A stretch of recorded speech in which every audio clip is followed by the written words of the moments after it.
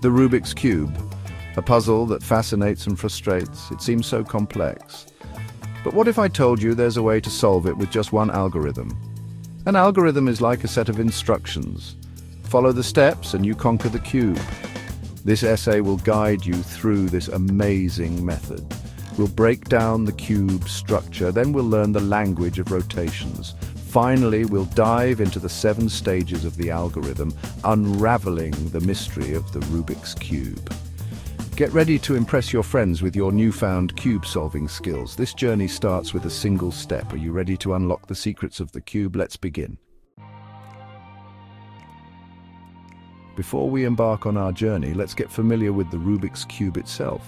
The cube has 3 main parts: centers, edges, and corners. Think of it like a building. The centers are like the foundation. Each side of the cube has a centerpiece that never moves. They determine the color of that side. Next, we have the edges. These pieces have 2 colors and sit between the corners. They are like the walls of our building. Finally, we have the corners. These pieces have 3 colors and occupy the corners of the cube. Think of them as the roof of our building.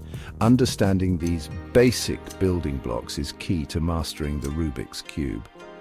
Now that we have a grasp of the cube's anatomy, let's move on to the language we'll use to communicate with it. Rotations are the key to unlocking the cube's secrets. To solve the Rubik's Cube, we need to speak its language, rotations. Each rotation moves a specific layer of the cube. We use letters to represent these rotations. Imagine holding the cube in front of you. R stands for rotating the right layer clockwise. L is for rotating the left layer clockwise. Similarly, D is for rotating the down layer clockwise. F represents rotating the front layer clockwise. Lastly, B is for rotating the back layer clockwise. Sometimes we need to rotate a layer in the opposite direction. To indicate a counterclockwise rotation, we add an apostrophe after the letter. For example, R means rotating the right layer counterclockwise. Now you're fluent in the language of rotations. With this knowledge, we can start learning the algorithm to solve the Rubik's Cube. Get ready for the exciting part. Our journey to conquer the Rubik's Cube unfolds in 7 stages. Each stage builds upon the previous one, bringing us closer to the final solution. The key is to master the single algorithm that we'll use throughout the process.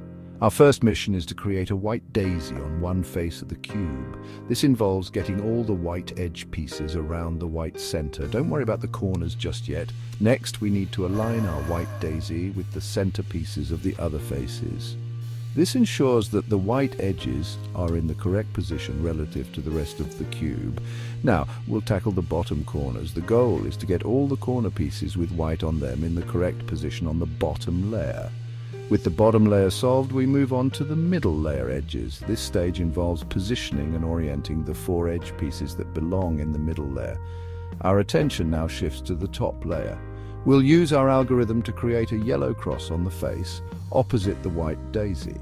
In this stage, we'll orient the top layer corners, making sure they are all facing the correct direction. The final stage. We'll use our algorithm to swap the top layer corners and edges until the entire cube is solved. Remember, practice makes perfect.